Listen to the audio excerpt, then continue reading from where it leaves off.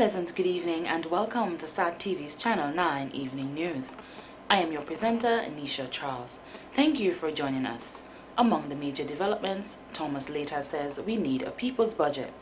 Jamaican judge to hear Turks and Caicos corruption trials. Spanish PM Mariano Rajoy urges more cuts amidst protests. Weeper congratulates Gale for having most ODI centuries. Details of these and other stories after the break. SAT Telecoms Ltd has obtained the exclusive rights to the 2012 Olympic Games held in the United Kingdom, and these games are the largest in history to date. The impact of these games will bring millions of viewers to the television screen.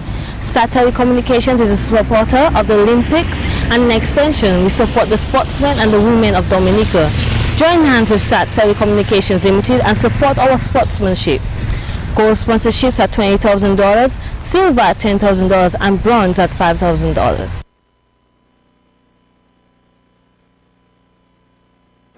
Thank you for staying with us. Now for the details of the news. With Police Commissioner Superintendent Cyril Currett's final day on the job being Friday, July 6, 2012, as he went on pre-retirement leave, Prime Minister Honorable Roosevelt Skerritt appointed head of the Criminals Investigation Department, CID, Superintendent Daniel Carbon, to fill the position as acting commissioner. This change was effective on Saturday, July 7th. In an interview with SAT TV News, Superintendent Carbon says that although it has only been 3 days on the job, it has been very hectic for him so far, as it is a new challenge for him. Mr. Carbon says that becoming an officer of the Commonwealth of Dominica Police Force was something he always wanted to do. Since joining the force, he was promoted to corporal in 1992, then to a sergeant in 1998, in 2001 as an inspector, in 2008 as an assistant superintendent, and in 2011 as a superintendent. When I initially joined the force, I knew that I was embarking on a new journey. I sincerely did not know what the journey would be, but I am somebody who try my best at all times to remain focused. I listen to what people have to say, and that is very important.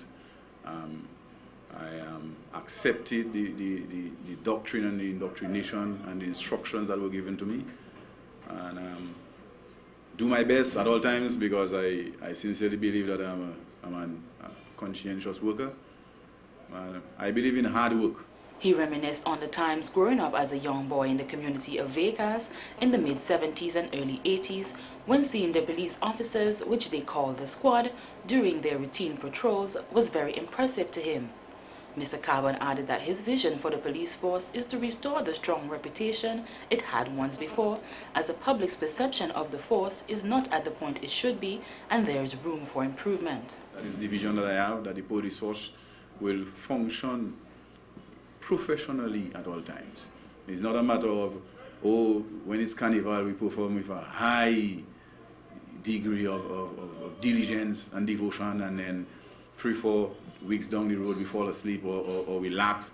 We must perform constantly, professionally at all times.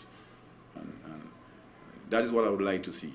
That when and to look at to think strategically. You won't have to look at the past. And I said earlier in the interview that, look, I would like the force to have the image that the force once had in the early 1970s, early 1980s up to the mid-80s. He said during these years, whenever a police officer would walk through the streets, he or she would be seen as a symbol of authority and would be well respected, and the public would look up to him or her as an example to follow. In dealing with the issue where the public has a low sense of respect for officers, to the point where they are disrespected regularly and even assaulted while carrying out their duties, Superintendent Carbon says, the police officer must first have confidence in himself, because growing up the ranks, I have never known would-be criminals in my career would dare, challenge me and obstruct in my duties. My very approach would let the person that I am approaching know that I am a man of business. I'm serious in what I have to do. And police officers if you have a lot of powers and authority, you must command the authority and the powers that are vested in you. The acting commissioner added that the public's cooperation is very important to every police officer. The public must understand that the police cannot do the job alone. And we need the help, every single bit of help we can get from the members of the public. We appreciate it. And it is always good, and that's one of the things that we officers must understand, that when the public lay a piece of trust and confidence in you and provide you with necessary information, and things have worked out based on the information, that it does not hurt to let member of the public, providing you know that you know who it is, thank you, give them an update. That's what happened. On the issue of corruption in the police force, the acting commissioner responded that no police officer is bigger than the police force, and that his fellow officers must understand that there is no room for misconduct and unprofessionalism in the Commonwealth of Dominica Police Force. He added that police misconduct can assist in the deterioration of society and the community, so it will not be accepted at any time, and there are laws in place to deal with an officer breaking the law. Superintendent Carbon is expected to fill that position for 3 months, which comes to an end on September 30th, 2012. With the 2012-2013 national budget coming up on July 17th, the Dominica Public Service Union, DPSU, says Prime Minister Honorable Roosevelt Skerrit should be presenting what is described as a people's budget. General Secretary of the DPSU, Mr. Thomas Later, says that at this late stage, when people's opinions are being sought, he questions if it makes any sense, because whatever is going to be part of the budget would have already been decided. He said on July 17th, when the budget is brought to Parliament, at this stage members of Parliament will just be allowed to give their opinion on the budget. When you are faced with hard economic times or situation as we are, I think the more people get involved in a budget, something that I would term as a people's budget, that is what should be. In other words, what I'm saying is that I think maybe like 9 months before the actual presentation of the budget, people should have been consulted. That does not mean to say that everybody's point of view is going to be reflected in the budget. But for example, we are hearing the hoteliers, for example, talking about the removal of or the reduction in VAT. Mr. Later says if such discussions were held 9 months ago, after the consultations, the opinions of all stakeholders, hoteliers, employers' federations, trade unionists, and non-government organizations would have been taken into consideration in coming up with the budget. He pointed out that if this was done, the budget would truly be a representation of the people's views and opinions. I think being as small as we are, and being faced with this economic time, it calls for full participation when preparing the budget. Having said this, though, I think we should be seeing a budget that speaks to job creation. And let me quickly state that it does not mean that government is going to be able to create employment for everybody. That is just notable. It means that the private sector must be involved. But the government would set the foundation, create the right environment for people to invest. Mr. Later added that a comparison of the tourism and agricultural industry should have been done, since there has been a shift from agriculture to focus more on tourism, which was never a good move, especially seeing now the tourism industry is not doing well as expected, partly due to the global economic crisis. If you provide incentive to people, you invest in sea transportation of agricultural produce, and investment should not just be the private sector. The government could also be part of the investment. Dominica is different to some big countries where people are saying, look, government should get out of business. I think in Dominica, government should not be in full control of business, but in areas where the government can get involved, I believe the government should do that, and there should be a partner in some of these businesses. The DPSU's General Secretary highlighted a plan in an effort to take advantage of the regional markets available for agriculture.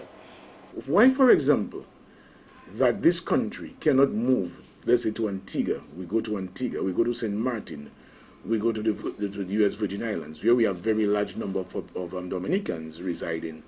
We build we list some land, we build warehouses, and we purchase 2 boats, ply the Caribbean seas, take those goods, the goods to those countries, have them in the warehouse or store, whatever name we want to call it, and people come, they buy this thing by wholesale and distribute it, selling. That could be a way of dealing for agriculture. Areas such as job creation, generation of revenue, unemployment, and agriculture were pointed to be some of the main issues this budget should address. But as long as employment remains as high as it is, it means that we're going to have more social ills in the society. People are going to be involved more in drugs and other undesired activities, and that we would want to reduce. So I believe these are some of the areas. The whole question of human resource is something that needs to be looked at very, very closely in the budget. He went on to say that persons who are working extremely hard should be given additional incentives, which may result in an increase in productivity, and with that the economy would benefit. The Rotary Club of Portsmouth is well on its way to starting several community projects on the north end of the island. The club was officially opened in February of this year. They meet at the Riverside Restaurant in Picard every Thursday at 5:30 p.m. Dan Hopkins, president of the Rotary Club of Portsmouth, says one of the members of the club has had a focus on keeping the highway clean between Layou and Picard. And it looks like we're going to be doing some installation of signs along the highway that to ask the people not to litter, to keep it clean. I think along with those signs we're also going to have trash cans, garbage cans, that people can throw their trash in. I think that's in keeping with good tourism and with a beautiful island. There will also be a second project at the Tukari Bay, where some lighting and picnic tables will be placed in an effort to help the community make the beach a nicer place to visit and try to enhance the tourism in that area. Our third project we want to do is a bus stop in Salibia in the Kalinago territory near the brand new Salibia Health Center. The health center is located down the road, but people are waiting at the main road. They have no shelter from the rain. So that looks like those will be our first 3 projects. The Rotary Club seeks to foster peace, serve people in their own communities through projects dealing with literacy, eradicating disease, and promoting health. We see ourselves in Dominica as fitting into that very well. Along the way, as our club progresses, we see us maybe perhaps adopting a school that we can do some things with to improve it. And of course we want to advance the ecotourism on the island, and we feel like maybe there's some health center in the north end of the island that we could do a project with. So we're looking at ways in which we can pool our resources, our talents, our gifts, our abilities, and serve the community of the north end of the island. The club looks forward to welcoming individuals as prospective members or friends of the Rotary Club. Longtime player at the Dominica National Lottery, DNL, Claudette Toussaint of Stock Farm, is delighted to be the biggest winner to date of the Powerball game. 2 years ago, the DNL launched the Powerball game to replace the original Lotto game. Sales and marketing representative of the DNL, Ken George, says that the Powerball game from its inception has only held 3 winners.